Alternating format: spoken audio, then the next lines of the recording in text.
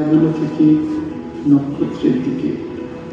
উমা আন্না, এই কাজটার জন্য তোমার ঘরটা ব্যবহার করলাম, দুঃখিত। আমার আম্বেদকর স্টুডেন্টস অ্যাসোসিয়েশনের পরিবার তোমাদের নিরাশ করার জন্য দুঃখিত। তোমরা আমাকে সত্যিই খুব ভালোবেসেছ।